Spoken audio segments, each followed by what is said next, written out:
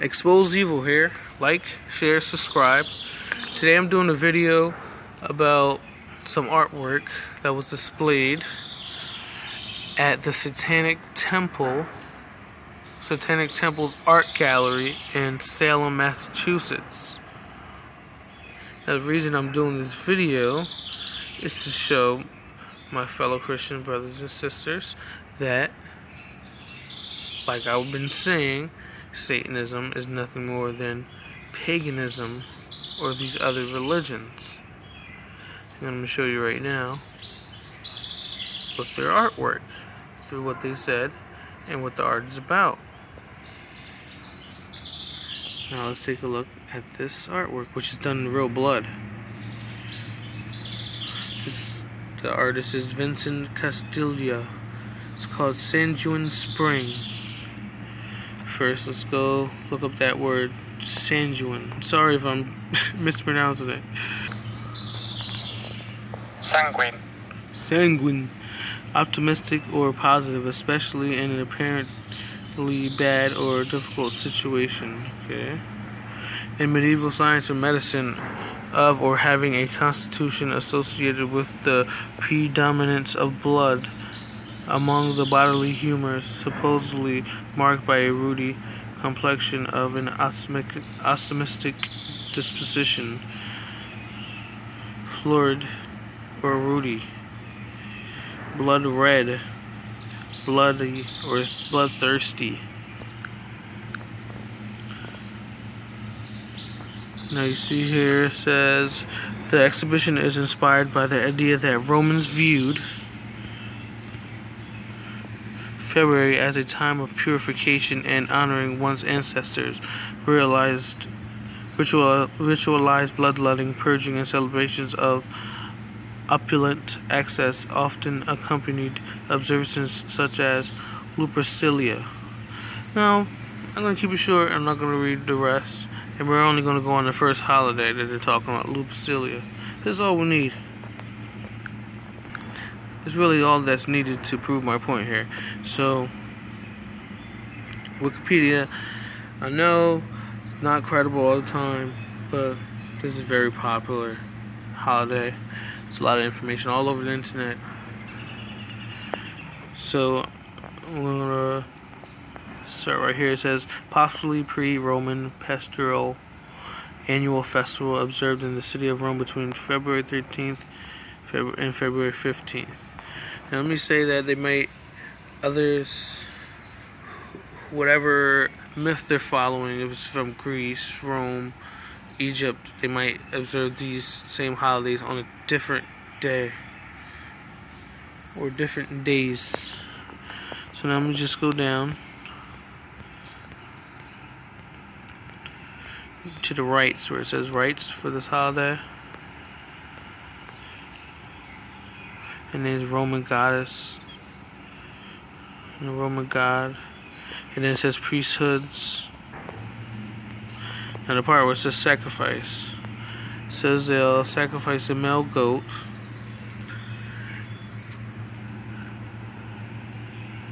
and a dog. And what I want to show you is right here. It says, oh yeah, at the top, so it says at Lupercal altar, a male goat or goats and a dog were sacrificed by one or another of the Luperci under the supervision of Flaminius, Jupiter's chief priest. Now we're going to stop right there and click on Jupiter. If you remember from my old video, Jupiter is the same as Zeus or Amun, aka Amun-Ra. It's also known as Jove. See, I just made a video 18 hours ago called Child Sacrifice and the Rites of Dionysus. Dionysus is the son of Jove or Zeus. Okay?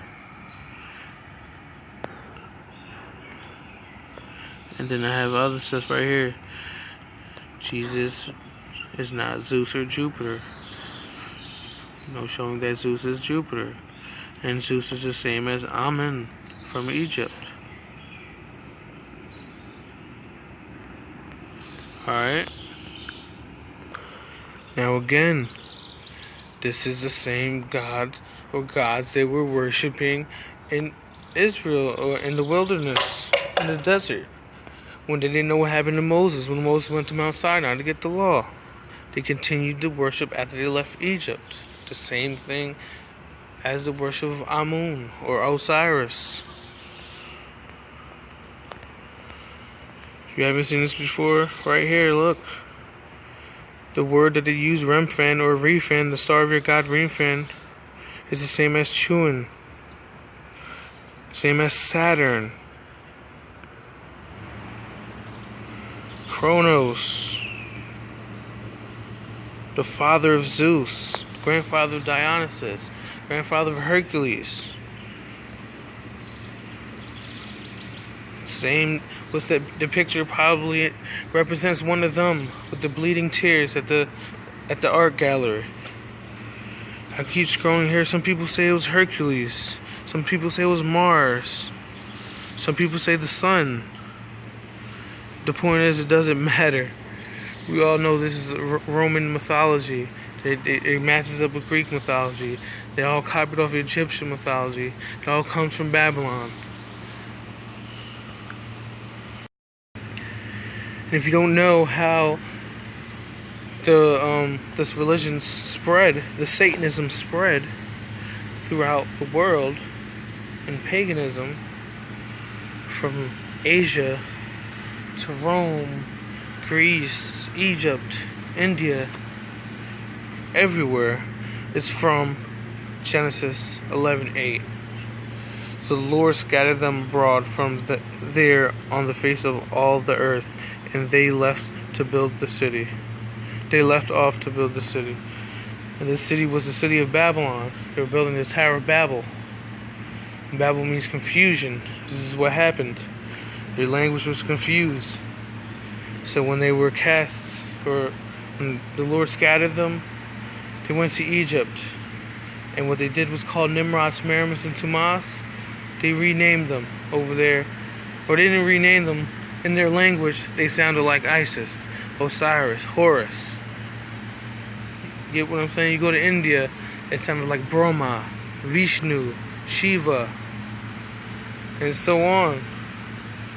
Hera, Saturn, Zeus, stuff like that. I don't know if I got that in the right order. But this is the way paganism spread. So let's go back to the gallery. I'm going to show you one more picture. Now we got this Rebecca Petrie moon magic. The moon and the rabbits here. Moon magic's exploration of the sinister veneer of the illumination of the night and the colors you see beyond the black. Rebecca explores geometry and organic imperfection symmetry based on dreamscapes. And geometry is very important in Satanism or witchcraft, whatever you want to call it. Now let's just go to a video I just made about Ostara, the goddess of Easter, the celebration of Ostara. That has to do with the rabbits, because they multiply very quickly. You ever heard screw like a rabbit? Sorry if that was a little too violent for some people.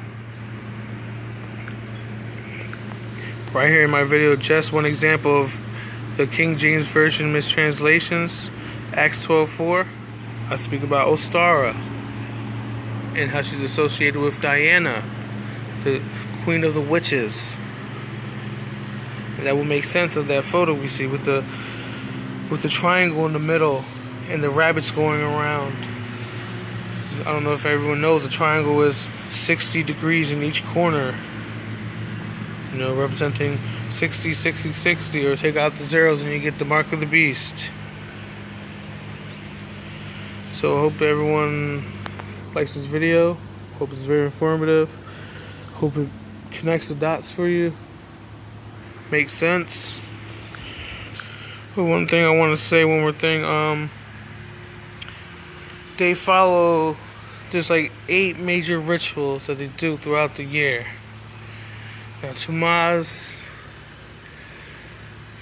they do a lot of rituals for it's for the seasons: summer solstice, winter solstice, fall and spring.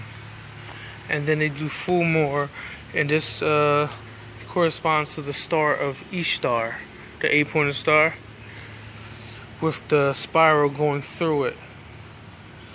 This is actually the same thing as the Kabbalah representation of, I guess, astral projecting into the spirit world, or the 8 points of time and space. So that's it for this video. I don't want to make it too long. Real quick, I wanted to add this on. This is from the X743, the star of your god Saturn. Saturn's North Pole actually has a hexagon or hexagram on it. It's a 6-sided shape, and with a little geometry, you know, you can get 2 triangles overlapping each other that make the 6-point star, stuff like that. And this, you can make the cube with a little geometry. You make the cube come out of there.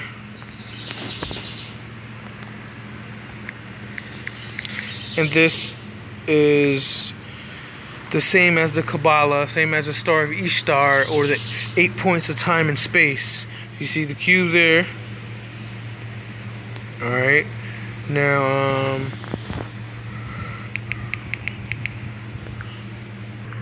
you see the black cube of Saturn with the hexagram. In the middle, you see that the Mecca. For the Muslims, I made a video, Muslims worship Nimrod, 100% proof. I made an older video like last year, Muslims worship Saturn. Check those out. Again, these are the Muslims. You can see them, they go around the cube and it looks like the rings of Saturn. It's pretty insane. Someone exposing the cube in masonry.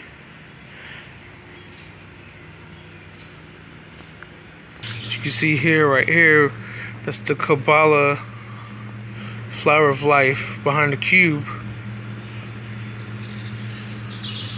This is the same thing as the 8 points of time and space. I'm trying to find a picture for you guys real fast. See, this is how it looks on the side. You might know as a IXXI or XX. That's the 8 points of time and space. I don't know why they add on more or any of that. I don't know that much about it. And I know that there's 8 powers in the kingdom of Satan. You should read J.P. Timmons' The Secrets of the Dark Kingdom, where he has a lot of information from ex-witches.